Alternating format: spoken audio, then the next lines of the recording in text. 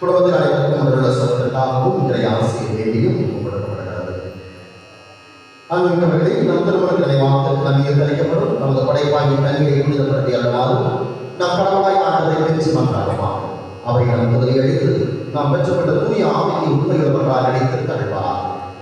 என்று நம்முடைய எல்லாம் உள்ள இறைவா, வாழ்வில் ஒன்று தூய்மையின் தொடக்கமான தண்ணீர் வழியாக மக்கள் புனிதமடைந்த நிலைவாழ்வினுடைய பெற வேண்டும் என்று திரும்புவான்.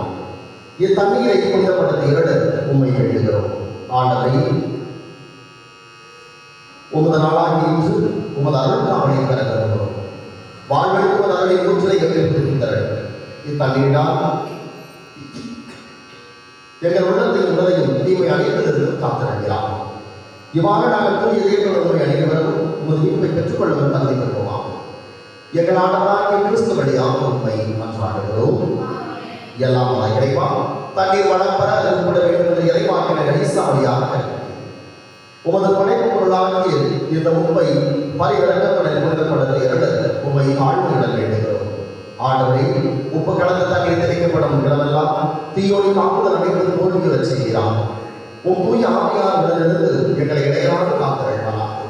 எங்கள் ஆண்டவராகிய கிறிஸ்து வழியாக உண்மை மன்றாடுகிறோம்.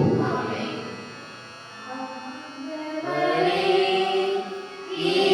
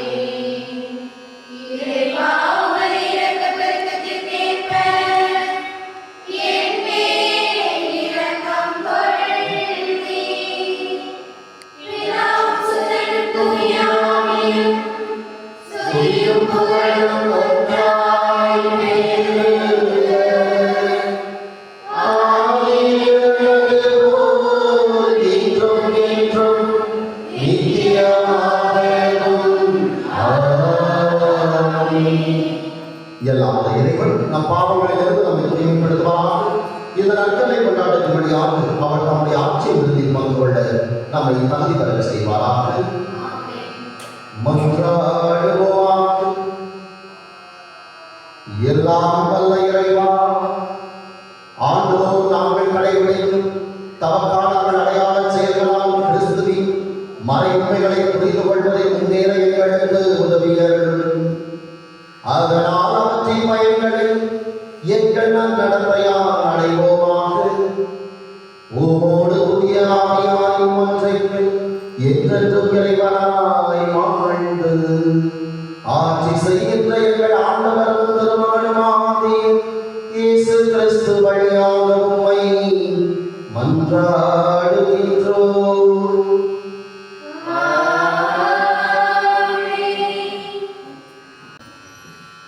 முதல் வாசகம். முதல் பெற்றோரை படைத்ததும் அவர்களின் பாவம். தொடக்க நூலிலிருந்து வாசகம். அதிகாரம் 2 இறைவசனங்கள் 7 முதல் 9 முடிய மற்றும் அதிகாரம் 3 இறைவசனங்கள் 1 முதல் 7 முடிய. ஆண்டவராகிய கடவுள் நிலத்தின் மண்ணால் மனிதனை உருவாக்கி அவன் நாசிகளில் உயிர் மூச்சை ஊத மனிதன் உயிருள்ளவன் ஆனான். ஆண்டவராகிய கடவுள் கிழக்கே இருந்த ஏரியில் ஒரு தோட்டம் அமைத்து தாம் உருவாக்கிய மனிதனை அங்கே வைத்தார்.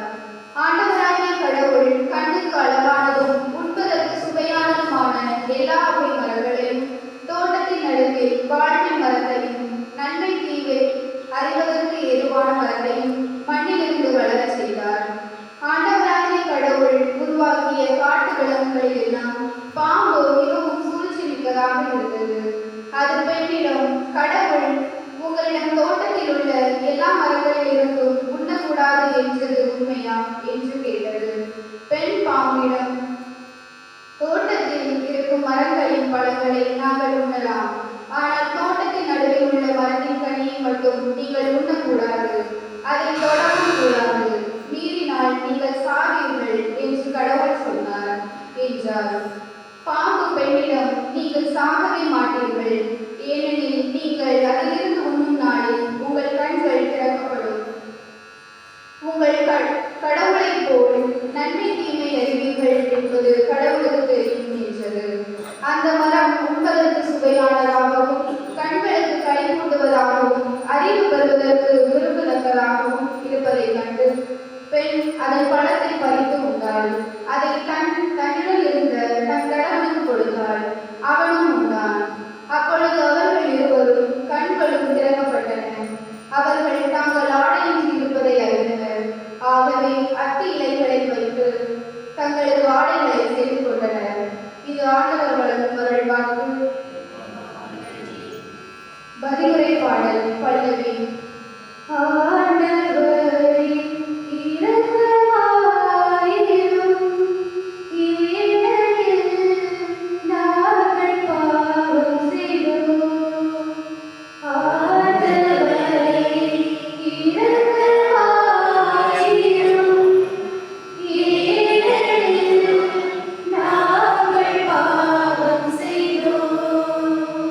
கடவுளே ஒரு பேரண்டில் கேட்ப இதற்கு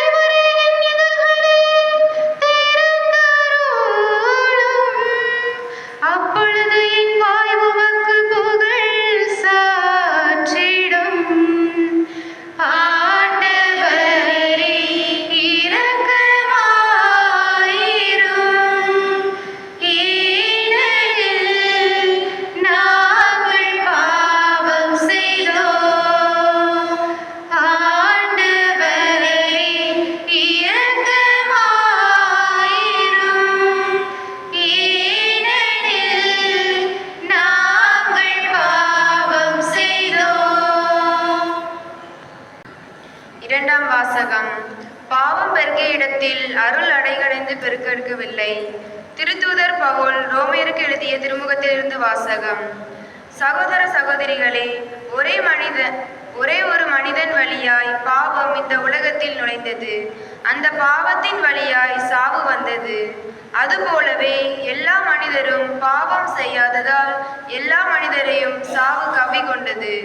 திருச்சட்டம் தரப்படும் முன்பு உலகில் பாவம் இருந்தது. ஆனால் சட்டம் இல்லாத போது அது பாவமாக கருதப்படவில்லை.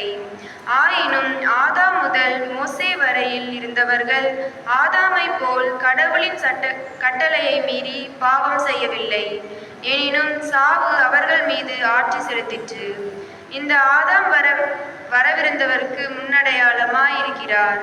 ஆனால் குற்றத்தின் தன்மை வேறு, அருள்கொடையின் தன்மை வேறு. எவ்வாறெனில், ஒருவர் செய்த குற்றத்தால் பலரும் இறந்தனர். ஆனால் கடவுளின் அருளும் இயேசு கிறிஸ்து என்னும் ஒரே மனிதரின் வழியாய் வரும் அருள்கொடையும் பலருக்கும் மிகுதியாய் கிடைத்தது. இந்த அருள்கொடையின் விளைவு வேறு, அந்த ஒரு மனிதர் செய்த பாவத்தின் விளைவு வேறு. எவ்வாறெனில், ஒரு மனிதர் செய்த குற்றத்துக்கு தீர்ப்பாக கிடைத்தது தண்டனை. பலருடைய குற்றங்களுக்கு தீர்ப்பாக கிடைத்ததோ அருள்கொடையாக வந்த விடுதலை.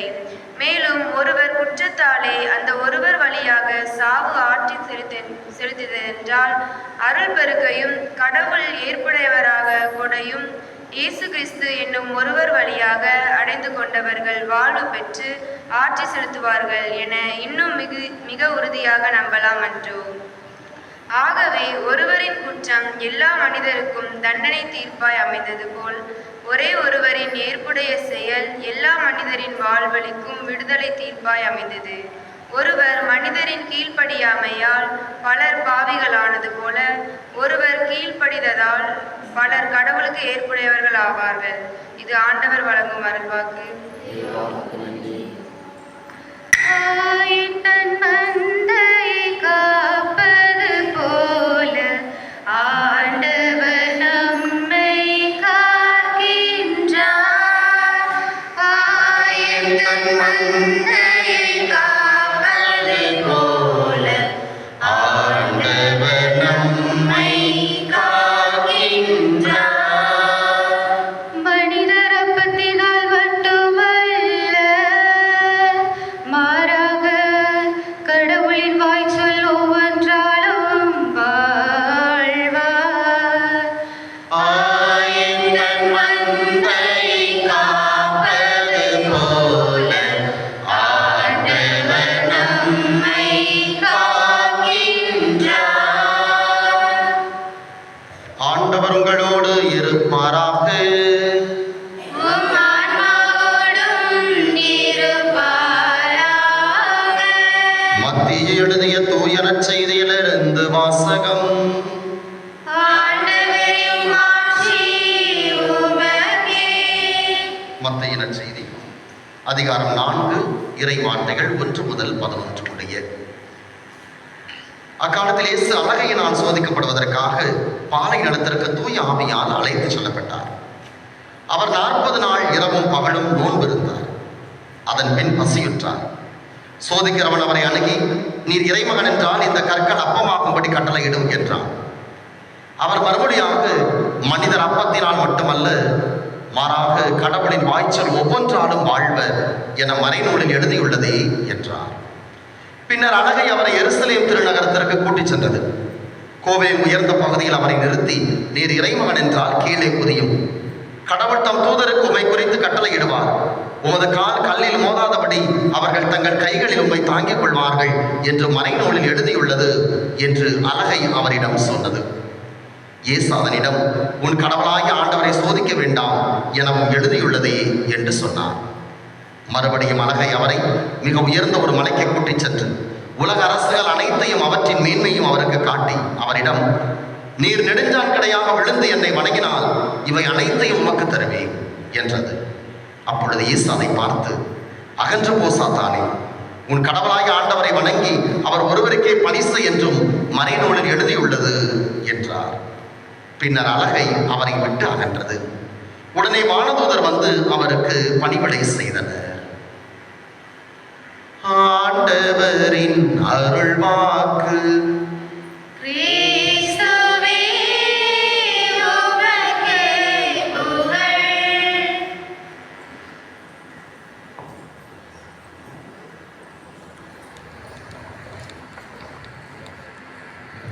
கிறிஸ்து இயேசுவில் மிகவும் அன்புக்குரியவர்களே, தவக்காலத்தினுடைய முதல் ஞாயிறை இன்றைக்கு நாம் சிறப்பிக்கிறோம். இந்த தவக்காலம் பல வகைகளிலே ஆண்டவரோடு நாம் இணைவதற்காக, ஆண்டவரை நோக்கி நாம் திரும்புவதற்காக நமக்கு தரப்பட்டிருக்கிற காலம். அந்த வகையில் ஒவ்வொரு ஞாயிறுமே தவக்காலத்திலே ஒரு மைய சிந்தனையை நமக்கு முன்வைக்கின்றது. அந்த சிந்தனையை பார்ப்பதற்கு முன்னால் வர வர ஞாயிற்றுக்கிழமை திருப்பலிக்கு கூட்டம் குறைச்சிக்கிட்டே போகுது. என்ன காரணம்னு எனக்கு புரியல. ஒருவேளை இடைப்பட்ட நாளில் திருப்பலி வந்த உடனே வாரத்துக்கு ஒரு நாள் பூசை பார்த்தா போதும் அப்படிங்கிற மனநிலை மக்கள்கிட்ட இருக்கான்னு எனக்கு புரியல. ஏன்னா அதுக்கு முந்தின வாரம் பிப்ரவரி 11ஆம் தேதி திருவிழா திருப்பலி இருந்துச்சு. போன ஞாயிற்றுக்கிழமை கூட்டம் கம்மியாச்சு. வேற எங்கேயும் திருவிழா இருக்கான எதுவும் இல்லை, எங்கேயும் போகலை, ஆனால் வரல. இந்த வாரம் சாம்பல் புதன் வந்துச்சு, புதன்கிழமை. வாரத்தில் ஒரு நாள் பூசை பார்த்தா போதும் அப்படிங்கிற ஒரு மனநிலையில மக்கள் இருக்காங்களோ அப்படிங்கிற ஒரு ஐயம் எனக்கு இருந்துகிட்டே இருக்கு. தெரியல, கூட்டம் குறைஞ்சிக்கிட்டே இருக்கு. இன்னைக்கெல்லாம் ரொம்ப கம்மியா இருக்கு. என்ன காரணம் எனக்கு புரியல. ஒரு சிலர் நான் வரும்போதே தெருக்களை நான் பார்த்துட்டு தான் வந்தேன், ஆனால் திருப்பலிக்கு இங்கே வரல. நான் வண்டியில் வரும்போது தெருக்களில் நிற்கிறதையும் நடந்து போய்கிட்டு இருக்கிறதையும் பார்த்துட்டு தான் வர்றேன், ஆனால் திருப்பலிக்கு வரலை. அப்படிங்கிறப்ப எனக்கு அது சரியாக படலை. ஞாயிறு திருப்பலி கடன் திருப்பலி, வீட்டுக்கு ஒருத்தர் வர்றது பெரிய திருப்பலி கிடையாது. வீட்டில் இருக்கிற அத்தனை பேரும் கண்டிப்பாக திருப்பலியில் பங்கெடுக்க வேண்டும். ஞாயிற்றுக்கிழமை திருப்பலியில் பங்கெடுக்கவில்லை என்றால் அது பாவத்தோடு சேரும். அது உங்களுக்கு ஞாபகம் இருக்கா இல்லையான்னு எனக்கு புரியல. பாவ சங்கீதத்துல நான் ஞாயிறு திருப்பலிக்கு போகலங்கிறதையும் நீங்க சொல்லணும். ஏனென்றால் அது கடன் திருப்பலி, திரு அவை தந்திருக்கிறது. கடன் திருப்பலிகளில் தவறுகிற போது அது நம்முடைய திருச்சட்டத்திற்கு எதிரானது, சட்டத்தை மீறுவது. பாவம் எல்லாமே சட்டத்தை மீறுவதுதான் பாவம். அது திருச்சட்டமாக இருந்தாலும் சரி, அல்லது இறை வார்த்தையின் வழியாக வருகிற சட்டமாக இருந்தாலும் சரி. எனவே தயவு செய்து உங்க பக்கத்து வீடா இருக்கலாம், இல்லைன்னா உங்க வீட்டில் இருக்கவங்களா இருக்கலாம், திருப்பலிக்கு அத்தனை பேரும் ஞாயிறு திருப்பலி ஒரு நாள் தான் திருப்பலி. அந்த திருப்பலி கூட வராமல் இருக்கிறது சரி கிடையாது. தயவு செய்து அறிவுறுத்த உங்களை அன்போடு கேட்டுக்கொள்கிறேன். அன்புக்குரியவர்களே, இன்றைய வழிபாடு தவக்காலத்தினுடைய முதல் ஞாயிறு நமக்கு முன்வைக்கிற செய்தி சோதனை. சோதனைன்னா என்ன? சோதனைன்னா என்ன? ஒரு பழைய பாட்டு உண்டு இல்லையா? சோதனை மேல் சோதனை போதுமடா சாமி, சோதனை தான் வாழ்க்கை என்றால் தாங்காது பூமி. சோதனை என்ன? முதல்ல சத்தமா சொல்லுங்க. கஷ்டம், ஓகே. துன்பம், வேற என்ன சோதனை சொல்லுங்க. சோதனை வந்ததே கிடையாது உங்களுக்குலாம். மனுஷனா பிறந்தா அத்தனை பேருக்கு சோதனை வரத்தான் செய்யும். சோதனை வரலன்னா நாம மனுஷனே அர்த்தத்துல கிடையாது, பணம் தான் அர்த்தம். உயிரோடு இருந்து அத்தனை பேருக்கு சோதனை வரத்தான் செய்யும். வேற சோதனை என்ன? இந்த கஷ்டம், துன்பம், நோய், விபத்து, இந்த சோதனை எல்லாம் சோதனை அல்ல. அது எல்லாம் நம் வாழ்க்கையில் வருகிற துன்பங்கள். இது ஒரு வகையான சோதனை. ஆனால் இந்த சோதனை நாம விரும்புறோமோ விரும்பலையோ, நான் நல்லவனோ கெட்டவனோ, நான் நேர்மையா இருக்கணும் அடுத்தவனை ஏமாத்துறனோ, அது எல்லாருக்கும் வரக்கூடியது. சரியா? அந்த மனநிலையில ஐயோ ஒருத்தருக்கு ஆக்சிடென்ட் நடக்குன்னா இவன் பாவம் பண்ணியிருப்பான் ஆக்சிடென்ட் நடக்குன்னு நினைக்கக்கூடாது. ஒருத்தருக்கு நோய் வந்திருக்குன்னா இவன் செஞ்ச தப்புக்கு நோய் வந்திருக்குன்னு நினைக்கக்கூடாது. இது எல்லாம் மனிதர்கள் அத்தனை பேருக்கும் வரக்கூடியது. இது ஆள் பார்த்து வரக்கூடியது கிடையாது. இவன் கெட்டவன் இவனுக்கு சோதனையை கொடுப்போம், இவன் நல்லவன் இவனுக்கு நோய் கொடுக்கக்கூடாது, இல்லை. எல்லா மனிதர்களுக்குமே எந்த ஒரு பாகுபாடும் இல்லாமல் வரக்கூடியது இந்த சோதனை. அப்ப இந்த சோதனையை பற்றி இன்றைக்கு பேசப்படலை. இன்றைக்கு நமக்கு கொடுக்கப்பட்டிருக்கிற சோதனை என்னவென்றால் பாவத்தில் விழுவதற்கான சோதனைகள். அதுதான் சோதனை. ஒவ்வொரு நாளுமே நாம் விண்ணுலகிற தந்தையை சொல்றப்ப இயேசு சொல்லி கொடுத்திருக்காருல, என்ன சொல்றோம்? சோதனைக்கு எங்களை உட்படுத்தாதேயும், அல்லது சோதனையில் எங்களை விழவிடாதே. அது எந்த சோதனை? இந்த சோதனை தான். பாவத்தில் விழுவதற்கான சோதனை, தவறு செய்வதற்கான சோதனை. இன்றைக்கு வாசகங்கள் நமக்கு ஆழமாக அந்த செய்தியை முன்வைக்கிறது. நம்முடைய ஆதி பெற்றோர் போல் சோதனை வருகிற போது அதில் விழுந்து விடாமல், இயேசுவை போல் சோதனை வருகிற போது அதில் நிலைத்து நிற்க வேண்டும் அப்படிங்கிற செய்தி இன்றைக்கு நமக்கு தரப்படுகிறது. அப்போ இன்றைக்கு ஒவ்வொரு மனிதருக்குமே ஏதோ ஒரு வகையில் சோதனை வந்து கொண்டுதான் இருக்கிறது. ஒரு அழகான ஒரு கதை ஒன்று சொல்லுவான். ஒரு அரசன், அவனுக்கு வாரிசு யாரும் கிடையாது. அடுத்து அவனுக்கு பிறகு இன்னொரு அரசனை அவன் உருவாக்க வேண்டும். அப்போ என்ன செய்கிறான்? திறந்த மனதுடையவன், அதனால நாடு முழுக்க அறிவிக்கிறான், எனக்கு பிறகு இந்த நாட்டினுடைய அரசனாக வருவதற்கு எல்லா இளைஞர்களுக்கும் தகுதி இருக்கிறது.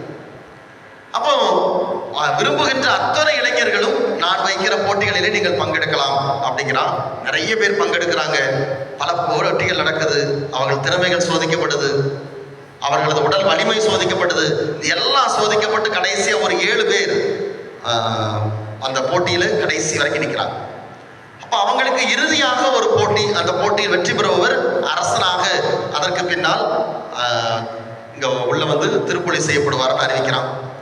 அப்ப அவங்களை கூப்பிட்டு அவங்களுக்கான கடைசி போட்டி என்ன செய்யறான்? அவர்கள் 7 பேர்ட்டையும் ஆளுக்கு ஒரு விதை ஒன்று கொடுக்குறான்.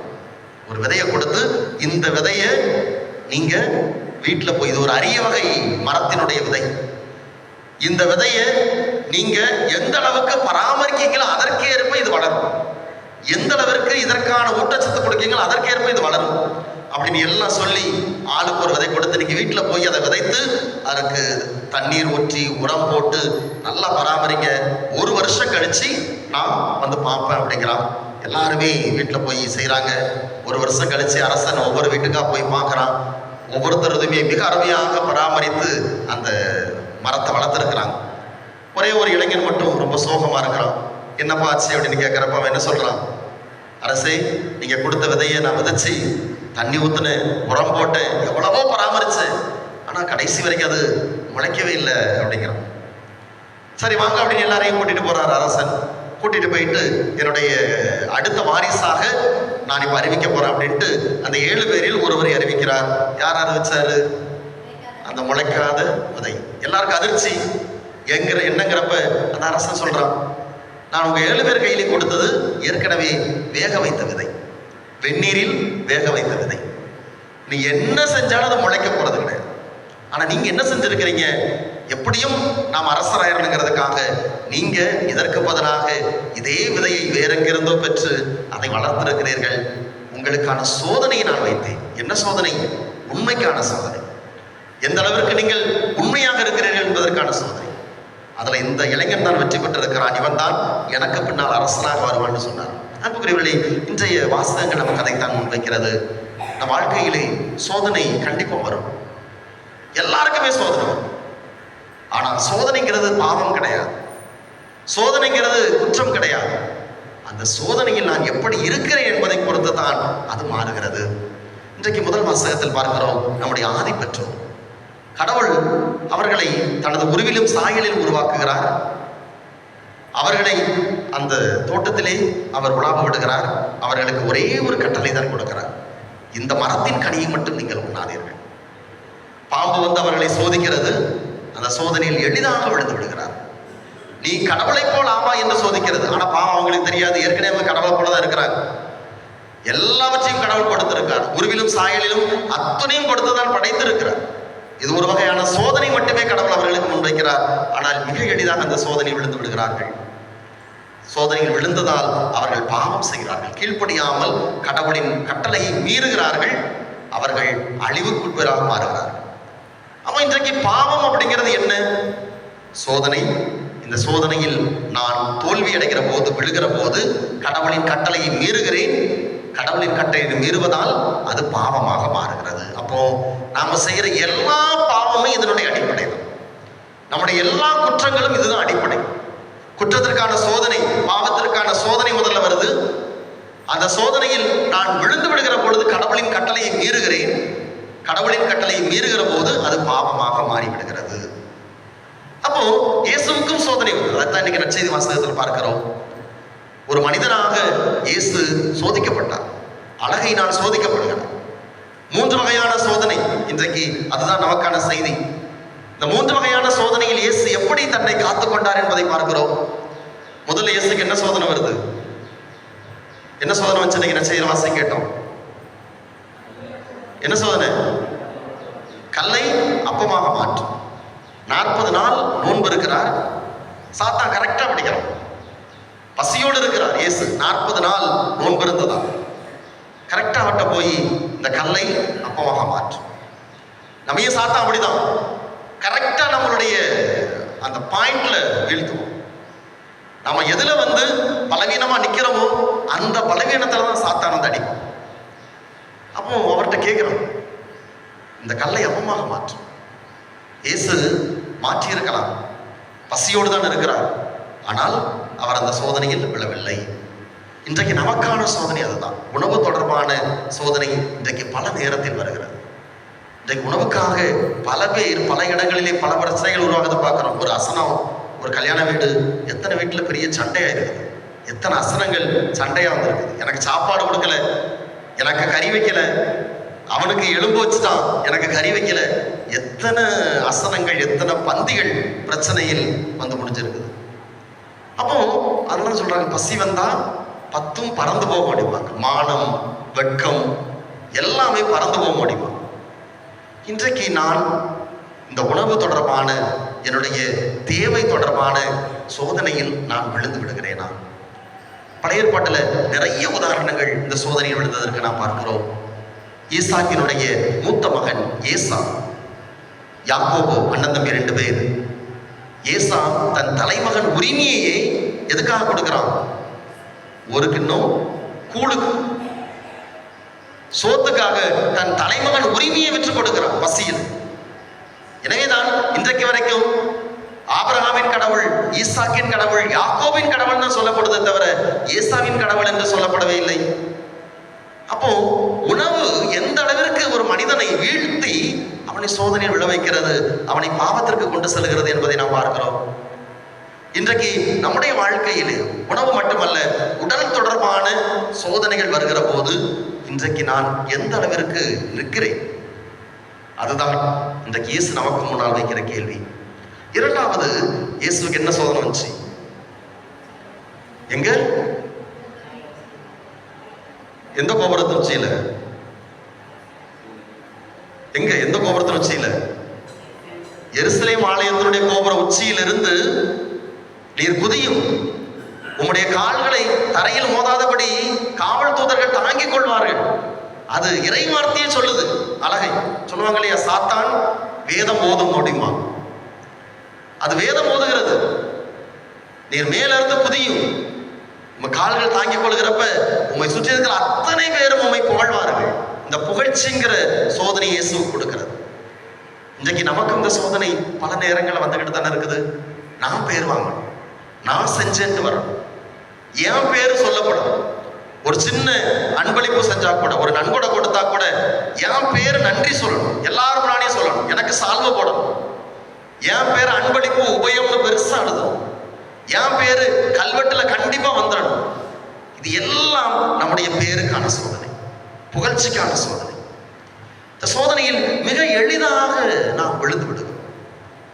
நான் நான் என்னுடைய புகழ், என்னுடைய பெயர், இதுல இன்னும் எந்த அளவுக்கு போறோம்னா, எனக்கு அடுத்தவருக்கு கிடைக்க வேண்டிய பெயரை கூட அவன் கஷ்டப்பட்டு ஒரு செயலை செஞ்சிருப்பான், நான் செஞ்சேன்னு சொல்லி பேர் வாங்கிட்டு போற கூட்டங்கள் கூட இருக்கு. இன்றைக்கு நாம் அதில் ஒருவராக இருந்து கொண்டிருக்கிறோமா? பெயருக்காக, புகழுக்காக எதை வேண்டுமானாலும் செய்யலாம் அப்படிங்கிற ஒரு மனநிலையில் இன்றைக்கு நாம் இருந்துகிட்டு இருக்கிறோமா? இன்றைக்கு நமக்கு முன்னால் இது ஒரு கேள்வியாக இருக்கிறது. புகழ்ங்கிற அந்த சோதனையில, பெயர் வாங்க வேண்டும் அப்படிங்கிற சோதனையில இன்றைக்கு எத்தனை பேர் விழுந்து கொண்டிருக்கிறோம்? இயேசு அதுல நிலைத்து நிற்கிறார். இன்றைக்கு நமக்கான சோதனை பல வடிவங்களில் வந்து கொண்டே தான் இருக்கிறது. மூன்றாவது, இயேசுவுக்கான சோதனை என்ன சோதனை வச்சு? மலை மேலிருந்து கூட்டிட்டு போய் உலக அரசுகள் எல்லாத்தையும் காட்டி, நீ என்னை திட்டமிட்டு வணங்கினால் அத்துணை அரசு அதிகாரம் அத்துணையும் உனக்கு தருகிறேன். அதிகாரத்திற்கான சோதனை. நீதான் எல்லாவற்றுக்கும் உரியவன், உன்னுடைய அதிகாரம் தான் அத்தனையும் அப்படிங்கிற சோதனையை இயேசுவுக்கு சாத்தான் கொடுக்கிறான். இன்றைக்கு இந்த சோதனை தான் பல நேரங்களில் நம் முன்னால் வந்து கொண்டே இருக்கிறது. அதிகாரம் இன்றைக்கு நம்ம சுற்றி நம்முடைய பல பங்குகளில் இந்த அதிகாரத்திற்கான போட்டி ஆண்டவரை கண்கொண்டு பார்க்க முடியல. நம்முடைய மறை மாவட்டத்தில் பெரிய பெரிய பங்குகள்ல இந்த அதிகாரத்திற்காக அத்துணை போட்டிகள், நம்ம சுற்றி அத்தனை பங்குகள், பெரிய பங்குகள். நாமெல்லாம் இயேசுவின் பிள்ளைகளா? அதிகாரத்திற்காக எந்த அளவுக்கு கீழே இறங்கும் அப்படிங்கிற அந்த ஒரு கழிசடையாக நாம மாறி போய்கிட்டு இருக்கிறோம்னா, இன்றைக்கு நாம் எப்படிப்பட்டவர்களாக இருக்கிறோம்? நான் சொல்றதுதான் நடக்கணும், நான் தான் முன்னெடுப்பேன், கோயில்ல நான் சொல்றதான் கேட்கணும், நான் சொல்றதுதான் சாமியார் கேட்கணும், இந்த ஊருக்கு நான் தான் தலைவர், நான் தான் பொறுப்பு.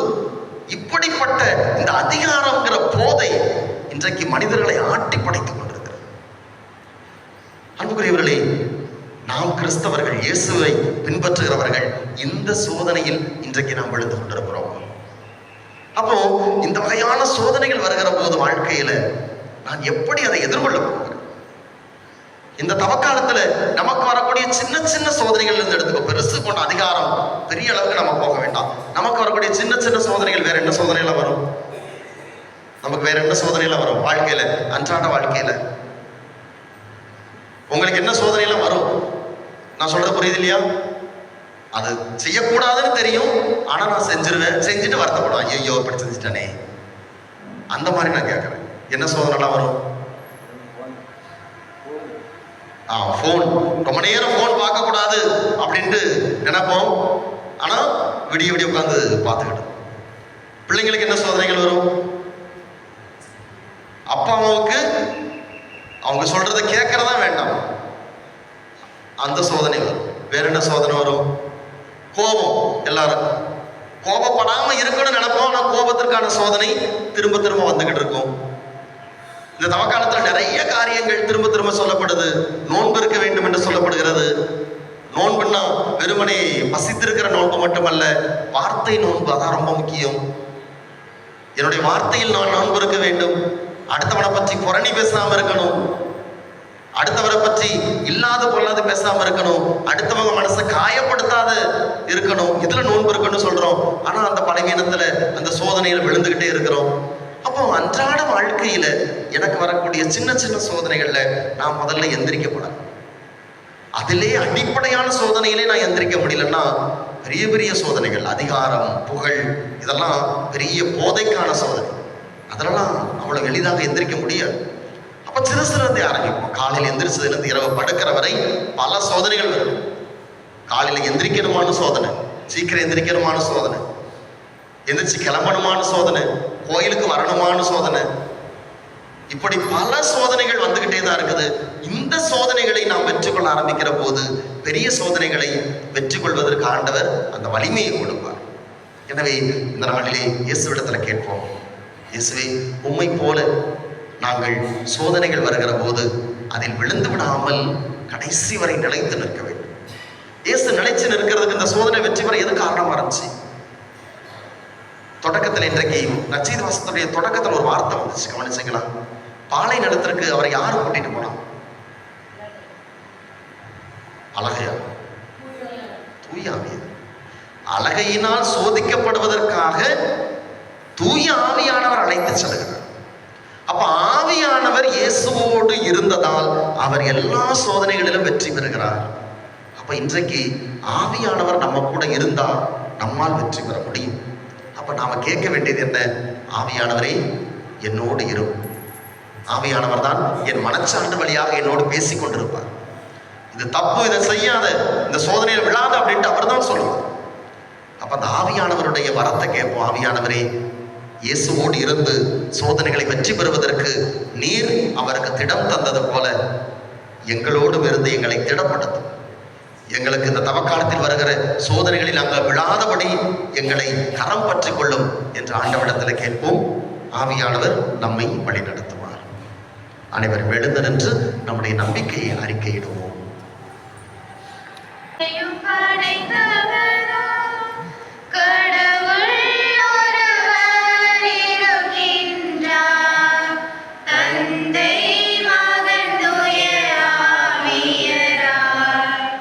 ஒன்றாய் வாழ்வோரை நம்பு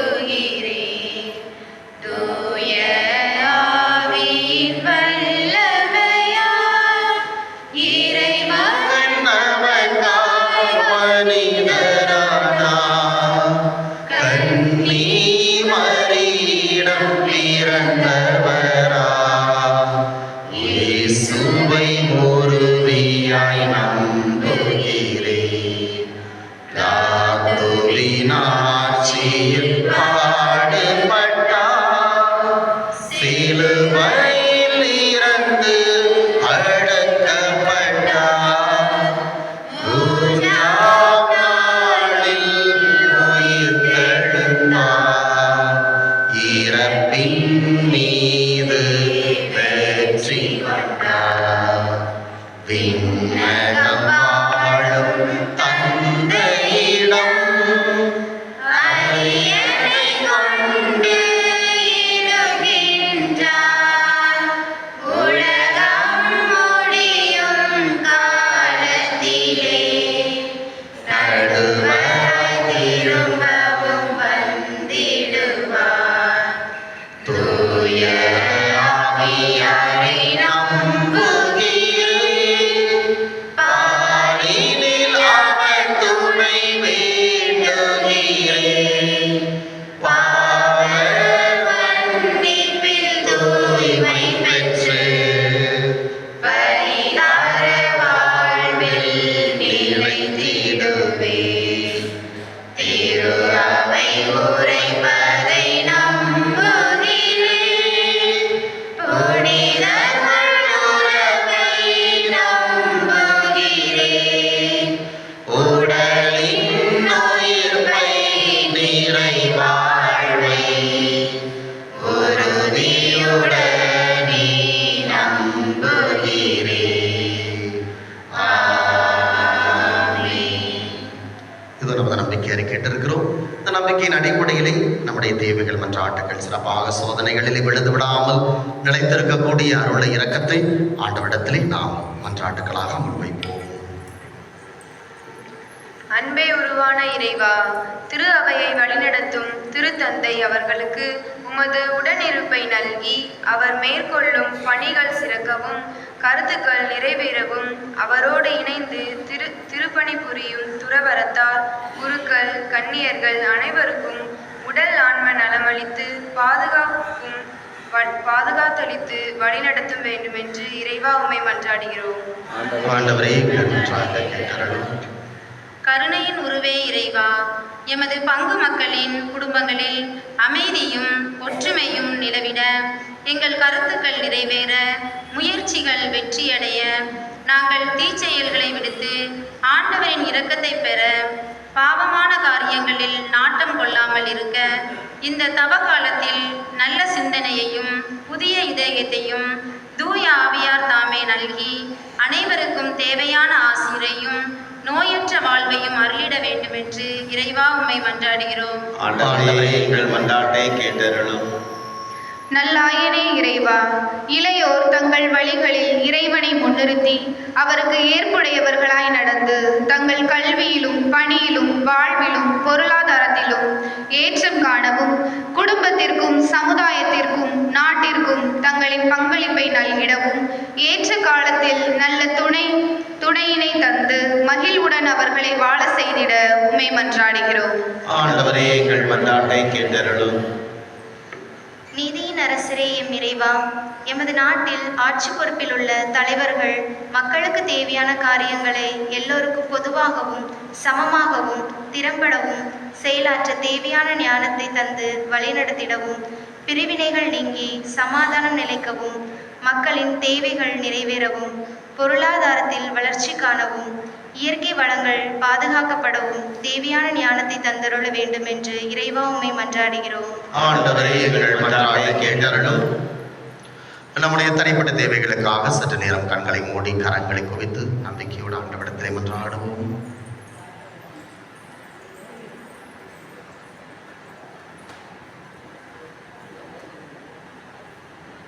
நம் வாழ்க்கையில் நமக்கு வருகின்ற சோதனைகளை ஆண்டவரே நாங்கள் விழிப்போடு எதிர்கொள்ளக்கூடிய ஆற்றலை எங்களுக்கு தாரும் என்று கேட்போம். நம் பிள்ளைகளுடைய படிப்பிற்காக ஜெபிப்போம்.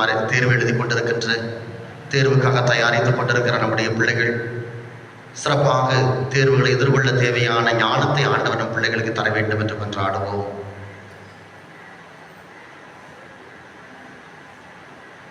இந்த மன்றாட்டுக்களை எல்லாம் எங்கள் ஆண்டவராகிய கிறிஸ்து வழியாக உம்மை நோக்கி மன்றாடுகிறோம். ஆமென்.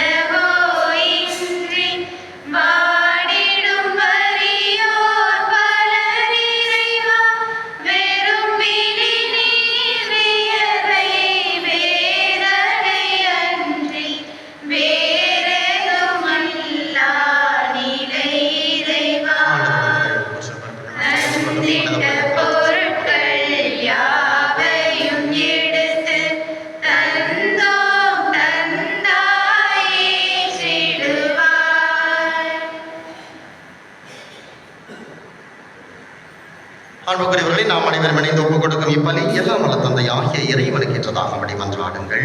ஆண்டவர் தமது பெயரின் புகழ்ச்சிக்காகவும் ஆட்சிக்காகவும் நமது நன்மைக்காகவும் புனித திருஅவை அனைத்து நலன்களுக்காகவும் உமது கையில் இருந்து பலியை ஏற்றுக்கொள்வாராக. ஆண்டவரே, இக்காணிக்கைகளை உம் திருமுன் கொண்டு வந்து புனிதமிக்க அருள் அடையாள கொண்டாட்டத்தை தொடங்குகின்றோம். இவற்றை தகுந்த முறையில் ஒப்புக் கொடுக்க எங்களுக்கு அருள்வீராக. எங்கள் ஆண்டவராகிய கிறிஸ்து வழியாக உம்மை மன்றாடுகின்றோம். ஆண்டவர் உங்களோடு இருப்பாராக.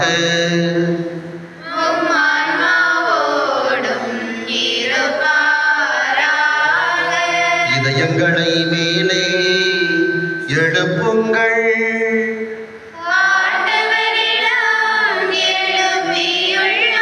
நாம் இறைவனாகிய ஆண்டவருக்கு நன்றி கூறுவோம்.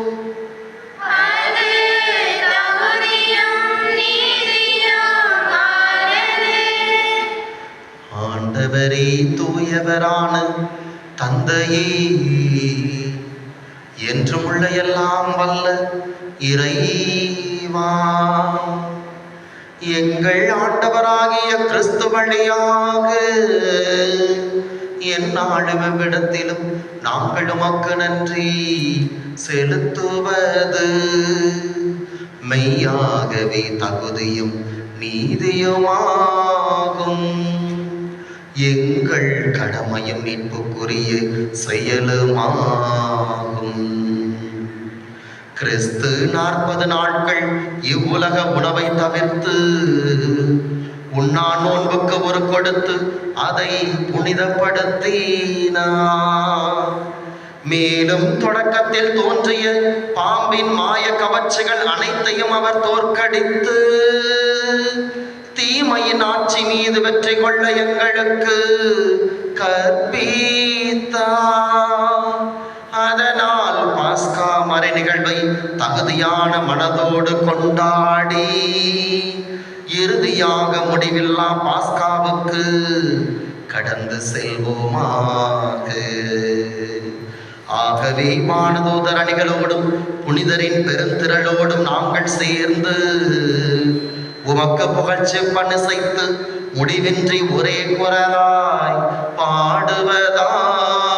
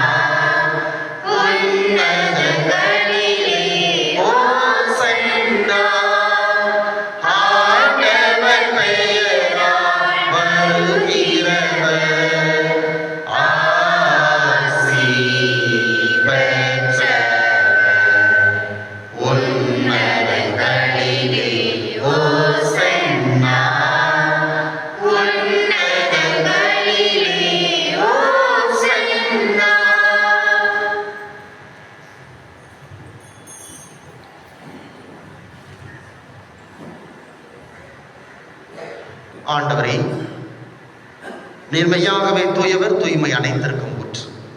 ஆகவே உடைய தூய ஆவியை பொழிந்து இக்காணிக்கைகளை தூய்மைப்படுத்த உண்மை வேண்டுகிறோம். இவ்வாறு எங்கள் ஆண்டவர் இயேசு கிறிஸ்துவின் உடலும் இரத்தமுமாக எங்களுக்கு இவை மார்பனமாக.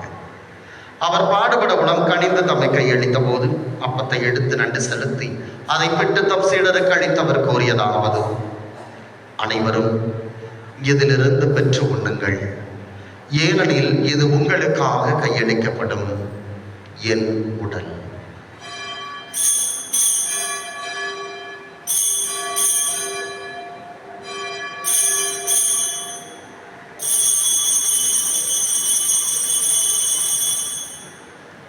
அவனுமே இரவு விருந்தை இறந்திய பின் கிண்ணத்தை எடுத்து மீண்டும் உமக்கு நன்றி செலுத்தி தம் சீடர்களுக்கு அளித்து அவர் கூறியதாவது: அனைவரும் இதிலிருந்து பெற்று பருகுங்கள், ஏனெனில் இது புதிய நிலையான உடன்படிக்கைக்குரிய என் இரத்தத்தின் கிண்ணம். இது பாவ மன்னிப்புக்கென்று உங்களுக்காகவும் பலருக்காகவும் சிந்தப்படும். இதை என் நினைவாக செய்யுங்கள்.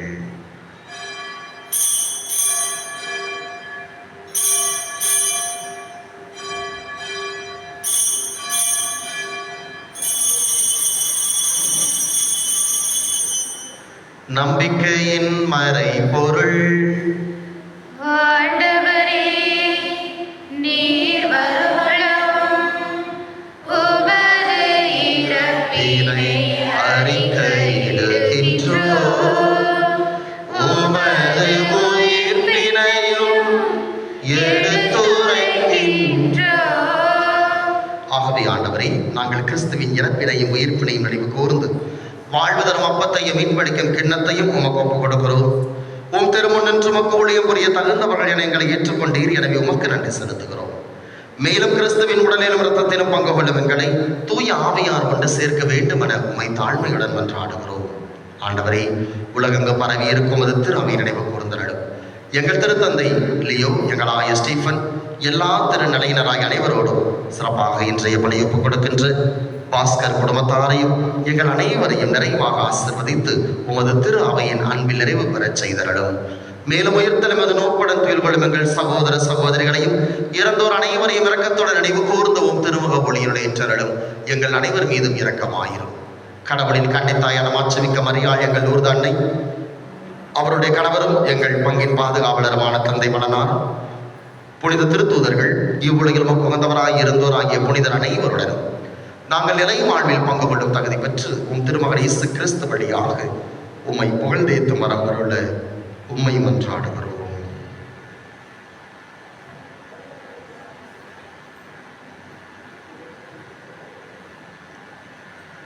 இவர் வழியாக இவரோடு இவரில் எல்லாம் வல்ல இறைவனாகிய தந்தையே, தூய ஆவியாரின் ஒன்றிப்பில் எல்லா புகழும் ஆட்சியும் என்றென்றும் உமக்கு உரியதே.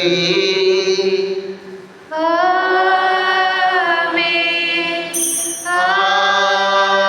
ஆமென். ஆமென். மீட்பரின் கட்டளையால் கற்பிக்கப்பட்டு இறை படிப்பினையால் பயிற்சி பெற்ற நாம் துணிந்து பாடுவோம். விண்ணுலகில் இருக்கிற எங்கள் தந்தையே, உமது பெயர் தூயது என போற்றப் பெறுக. உமது ஆட்சி வருக. உமது திருவுளம் விண்ணுலகில் நிறைவேறுவது போல மண்ணுலகிலும் நிறைவேறுக. எங்கள் அன்றாட உணவை இன்று எங்களுக்கு தாரும். எங்களுக்கு எதிராக குற்றம் செய்வோரை நாங்கள் மன்னிப்பது போல எங்கள் குற்றங்களை மன்னியும். எங்களை சோதனைக்கு உட்படுத்தாதேயும், தீமையிலிருந்து எங்களை விடுவித்தருளும். ஆண்டவரே, தீமை அனைத்திலிருந்தும் எங்களை விடுவித்து எங்கள் வாழ்நாளில் அமைதியை கனிவுடன் அருள உம்மை மன்றாடுகிறோம். உமது இரக்கத்தின் உதவியால் நாங்கள் பாவத்திலிருந்து எப்போதும் விடுதலை பெற்று யாதொரு கலக்கமும் இன்றி நலமாயிருப்போமாக. நாங்கள் இது நோக்கி இருக்கும் பேரின்பத்திற்காகவும் மீட்பராகிய இயேசு கிறிஸ்துவின் வருகைக்காகவும் காத்திருக்கின்றோம். ஏனெனில் ஆட்சியும் வல்லமையும் மாட்சியும் என்றென்றும் உமதே. ஆண்டவராகிய இயேசு கிறிஸ்துவே, அமைதியை உங்களுக்கு விட்டுச் செல்கிறேன், என் அமைதியை உங்களுக்கு அளிக்கிறேன் என்று உம் திருத்தூதர்களுக்கு மொழிந்தீரே. எங்கள் பாவங்களை பாராமல் உமது திரு அவை மீது கொண்டிருக்கின்ற நம்பிக்கையை கண்ணோக்கி உமது திருவுளத்திற்கு ஏற்ப அதற்கு அமைதியும் ஒற்றுமையும் அளித்தருள்வீராக. என்றென்றும் வாழ்ந்து ஆட்சி செய்கின்றவர் நீரே. ஆண்டவருடைய அமைதி உங்களோடு என்றும் இருப்பதாக. உம் ஆன்மாவோடும் இருப்பதாக. ஒருவருக்கொருவர் ஆண்டவர் இயேசு நமக்கு தருகின்ற அமைதியை பகிர்ந்து கொள்வோம். உலகின் பாவங்களை போக்கும் இறைவனின் செம்மறியே எங்கள் மேல் இரக்கமாயிரும். உலகின் பாவங்களை போக்கும் இறைவனின் செம்மறியே எங்கள் மேல் இரக்கமாயிரும். உலகின் பாவங்களை போக்கும் இறைவனின் செம்மறியே எங்களுக்கு அமைதி அளித்தருளும்.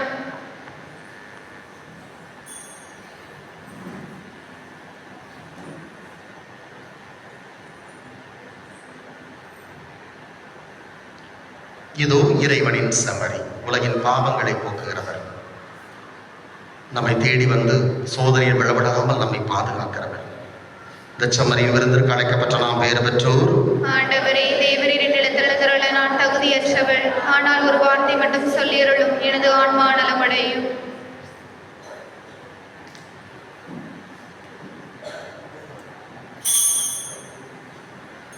So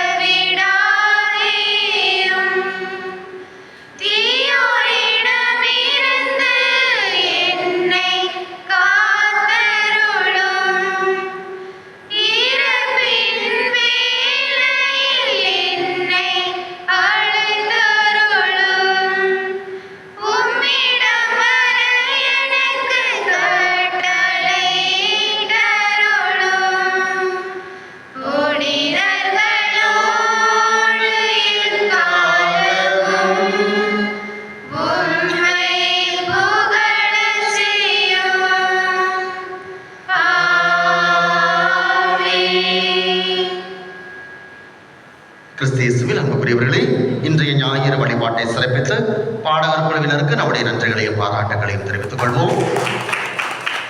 வருகிற ஞாயிறு வழிபாட்டை சிறப்பிப்பவர்கள் திருக்குடும்ப சபையினர் வருகிற ஞாயிறு வழிபாட்டை சிறப்பிக்க உங்களை அன்போடு கேட்டுக்கொள்கிறேன்.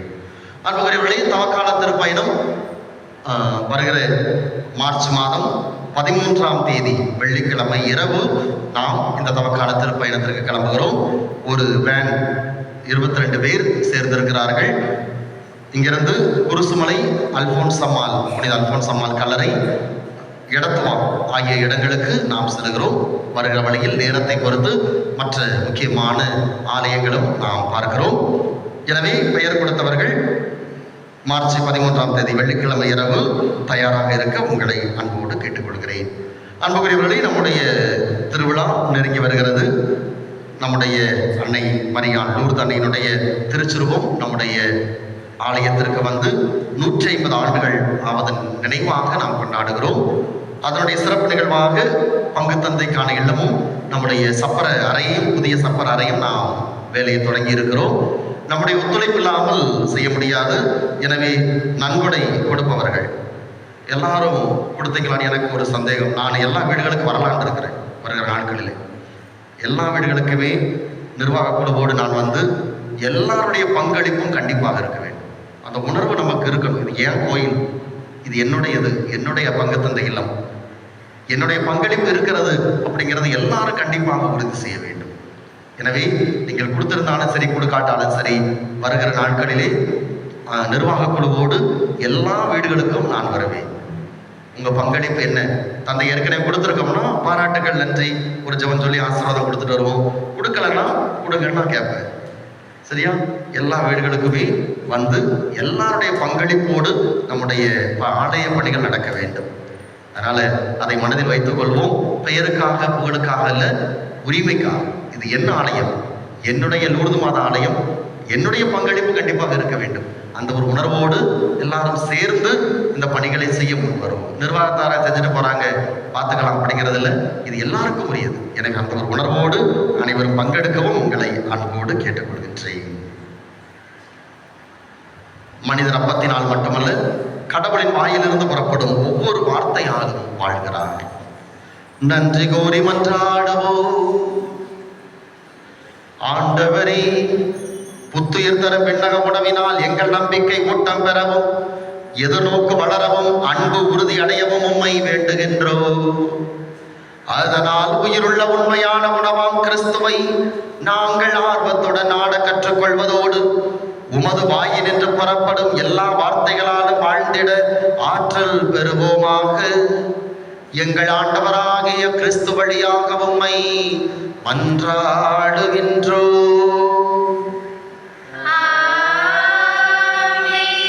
ஆண்டவர் உங்களோடு இருப்பாராக.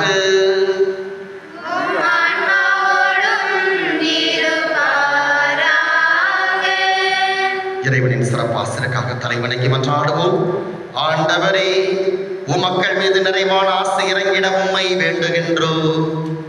அதனால் துன்பத்தில் நம்பிக்கை வளர்வதாக, சோதனையில் நற்பண்பு உறுதி பெறுவதாக, நிலையான மீட்பு அருளப்படுவதாக. எங்கள் ஆண்டவராகிய கிறிஸ்து வழியாக உம்மை மன்றாடுகின்றோம்.